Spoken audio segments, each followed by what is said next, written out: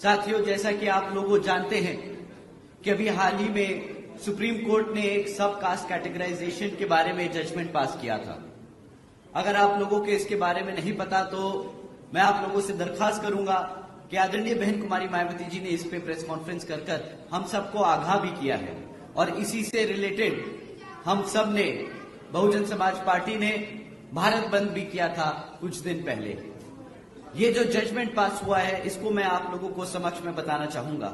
साथियों, अब राज्य की सरकारें SC/ST के अंतर्गत अपने राजनीतिक लाभ के लिए अपनी मर्जी से किसी भी SC/ST जाति को आरक्षण का लाभ दे सकती है और अपनी ही मर्जी से उससे आरक्षण का लाभ छीन सकती है।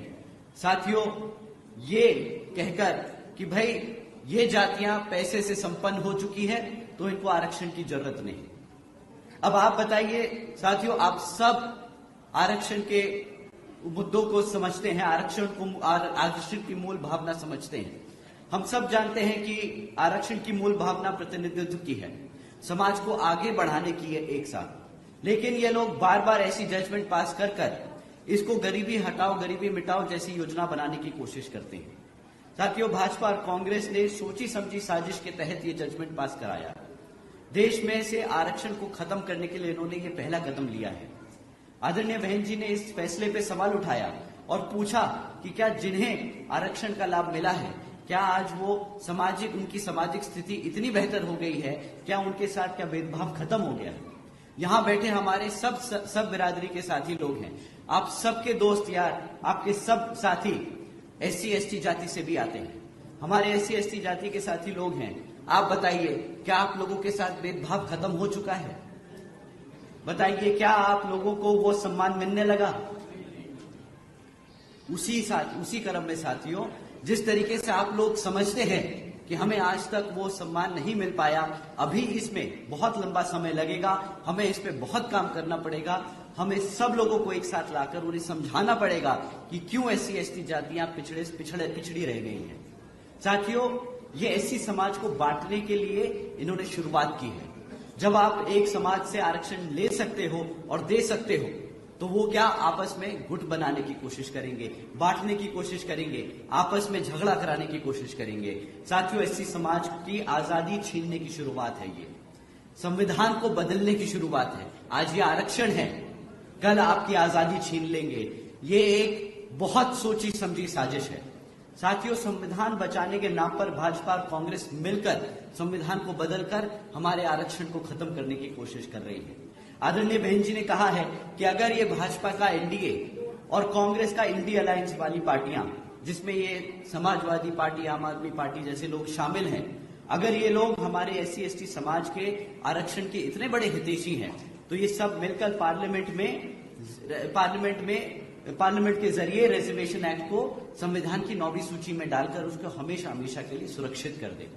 परंतु मैं जानता हूं कि साथियों, ये लोग कभी भी आपके आरक्षण को 9वीं सूची में नहीं डालेंगे। ये चाहे तो कर सकते हैं परंतु ये नहीं करेंगे।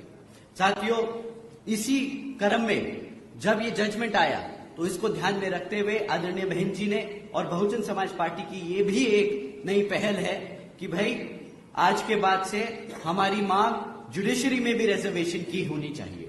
हम चाहते हैं कि जुडिशरी में भी रिजर्वेशन हो ताकि आगे कोई ऐसे जजमेंट पास ना हो जिससे हमारे SC/ST समाज के आरक्षण या उनके हितों के लिए उनके हितों से कोई खिलवाड़ कर सके। साथियों, जब बात आरक्षण की होती है तो पिछले लोकसभा चुनाव में अभी 6 महीने भी नहीं हुए, ये राहुल गांधी जी, कांग्रेस के लोग संविधान की किताब दिखाकर आपको बोलते रहे, SC/ST समाज से बोलते रहे कि भाई हम तुम्हारे संविधान के लिए लड़ रहे हैं, तुम हमें वोट दो, हम तुम्हारे आरक्षण को बचाएंगे। परंतु जब ये जजमेंट पास हुआ तो आप जानते हैं राहुल गांधी जी ने क्या स्टैंड दिया, उन्होंने क्या अपना डिसीजन दिया? कुछ नहीं, मुंह पे चुप्पी साधे विदेश भाग गए और पीछे से खरगे जी को आगे कर दिया।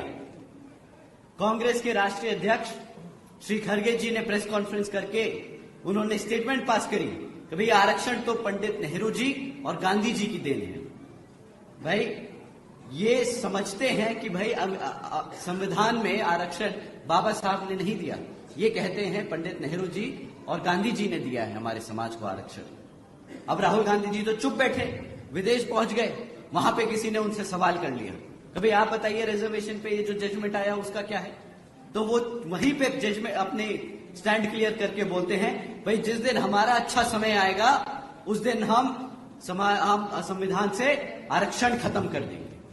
अब आप बताइए, ये आदमी जो गांव गांव गली गली मोहल्ला मोहल्ला घूम के आप लोगों को बता रहा था कि मैं आपके आरक्षण को बचाऊंगा, आपके संविधान को बचाऊंगा, उसे पहला मौका मिलता है उसी में बोल देता है कि जिस दिन मेरा अच्छा समय आएगा, कांग्रेस पार्टी का अच्छा समय आएगा, हम आरक्षण खत्म कर देंगे। अब आप ही बताइए, क्या कांग्रेस को हक है? आप लोग मानते हैं कि कांग्रेस को वापस आना चाहिए अपने हरियाणा में? आपको लगता है क्या कांग्रेस पार्टी आपके समाज के हित में काम करेगी?